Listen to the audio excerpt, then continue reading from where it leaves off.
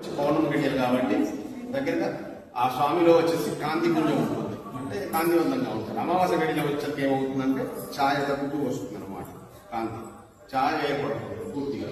ఇదేంటంటే నుంచి చూసి దర్శనం చేసుకునే వాళ్ళకి అర్థమవుతుంది. ఒకరోజు వచ్చి దర్శనం చేసుకుంటాం కదా. ఇంకేంటంటే మొన్నటి వరకు పూర్తిగా దర్శనం ఉండేది, నిజరూప దర్శనం.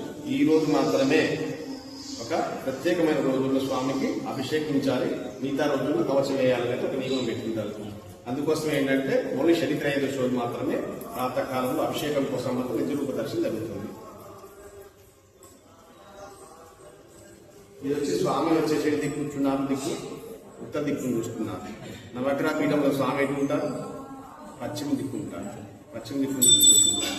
కాబట్టి ఇక్కడికి స్వామి దగ్గరకు వచ్చి తైలాభిషేకం చేసినా శిలాయాగం చేసినా పాదం కూడా కడుక్కోవాల్సిన అవసరం లేదు. మీ శివాలయం వెళ్ళినప్పుడు ఎలాగంటికి వెళ్తాము, ఎట్లాగైతే విష్ణు ఆలయంకి ఇంటికి వెళ్ళిపోతామో అలా ఇంటికి వెళ్ళిపోవచ్చు. ఎందుకంటే కర్మపాపం అనేది ఇక్కడే తొలగించేసి మీతో పాటు లక్ష్మీదేవి పంపిస్తున్నారు. ఎందుకు లక్ష్మీ స్వరూపం అని చెప్తున్నారు? చంద్రుడు సంపదలకు కారణం. చంద్రబలం ఉంటే ఏమవుతుందంటే సంపదలు వస్తాయి.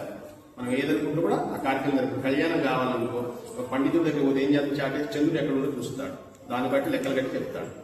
అట్లాగే ఉద్యోగం కావాలి, సంపద రావాలి, ఉద్యోగం లాభం రావాలి, వ్యాపారంలో ఇవన్నీ కూడా చంద్రుడి యొక్క బలం చేతనే సమకూరుతుంది. ఎందుకంటే మన భూమి మీద వృక్షాలు పెరుగుతున్నాయంటే చంద్రకాంతి వల్ల, సూర్యభగవానుడి వల్ల ఆహారం తీసుకుంటున్నాయి, కానీ అవి వృద్ధి చేసుకునేది చంద్రుడి కాంతి పుణ్యం. అలాగే మన జీవితంలో కూడా ఒక వృద్ధి జరుగుతుంది అంటే చంద్రబలం ఉండాలి.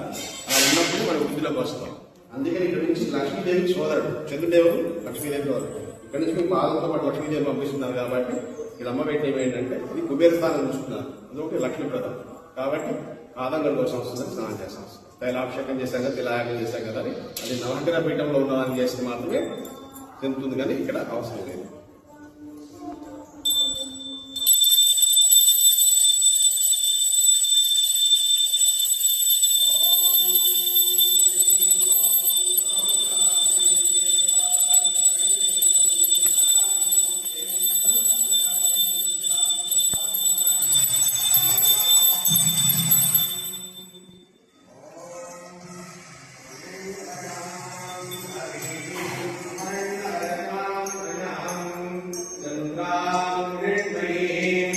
లక్ష్మీ